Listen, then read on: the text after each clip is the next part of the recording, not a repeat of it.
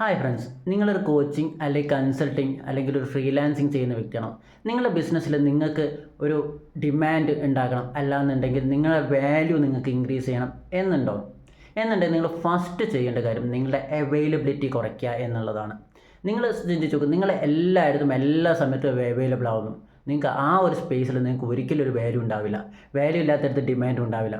ഇപ്പോൾ അതൊരു friendship circle ആയിക്കോട്ടെ, അതല്ലാന്നുണ്ടെങ്കിൽ നിങ്ങളുടെ ഫാമിലി ആയിക്കോട്ടെ, നിങ്ങളുടെ ബിസിനസ് ആയിക്കോട്ടെ, എവിടെയാണെന്നുണ്ടെങ്കിലും നിങ്ങൾ അവിടെ ഫുൾ ടൈം അവൈലബിളാണ്, എല്ലാ കാര്യത്തിനും അവൈലബിളാണ്, എപ്പോഴും നിങ്ങളെ ആക്സസ് ചെയ്യാൻ പറ്റുന്നുണ്ട്. അപ്പം അവർക്ക് ആ ഒരു വാല്യൂ മാത്രമേ ഉണ്ടാവുള്ളൂ. അപ്പോൾ ആ ഒരു വാല്യൂ വരുന്ന സമയത്ത് എന്ത് ചിന്തിക്കും?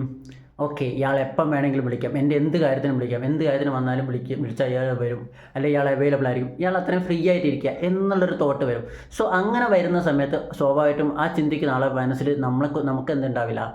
വാല്യൂ ഉണ്ടാവില്ല. വാല്യൂ അല്ലെങ്കിൽ വാല്യൂ കുറയും. വാല്യൂ ഇല്ലാത്തടത്ത് ഡിമാൻഡും ഉണ്ടാവില്ല. സോ നിങ്ങൾക്ക് ഒരു ഡിമാൻഡ് വേണം, അല്ലെങ്കിൽ നിങ്ങൾക്കൊരു വാല്യൂ വേണം എന്നുണ്ടെങ്കിൽ നിങ്ങൾ ഫസ്റ്റ് ചെയ്യേണ്ട കാര്യം നിങ്ങളുടെ അവൈലബിലിറ്റി കുറയ്ക്കുക എന്നുള്ളതാണ്.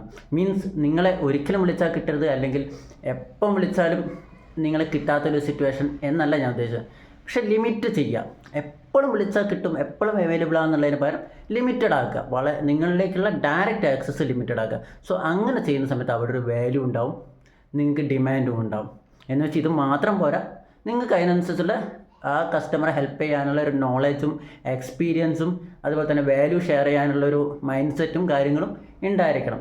അതിൽ ഇതും നിങ്ങളൊരു ഇമ്പോർട്ടൻറ്റ് പോയിൻ്റായിട്ട് ശ്രദ്ധിക്കുക. അവൈലബിലിറ്റി കുറയ്ക്കുക. അവൈലബിലിറ്റി കുറച്ച് കഴിഞ്ഞാൽ വാല്യൂ കൂടും, വാല്യൂ കൂടിയാൽ ഡിമാൻഡ് കൂടും. ഓക്കെ, അപ്പം നിങ്ങളുടെ തോട്ട് എന്താണെന്നുള്ളത് ജസ്റ്റ് കമൻറ്റ് ചെയ്യുക. വീഡിയോ ഇഷ്ടപ്പെട്ടാൽ ലൈക്ക് ചെയ്യുക, ഷെയർ ചെയ്യുക. ചാനൽ ഇതുവരെ സബ്സ്ക്രൈബ് ചെയ്തില്ലെങ്കിൽ സബ്സ്ക്രൈബ് ചെയ്യുക. Thank you.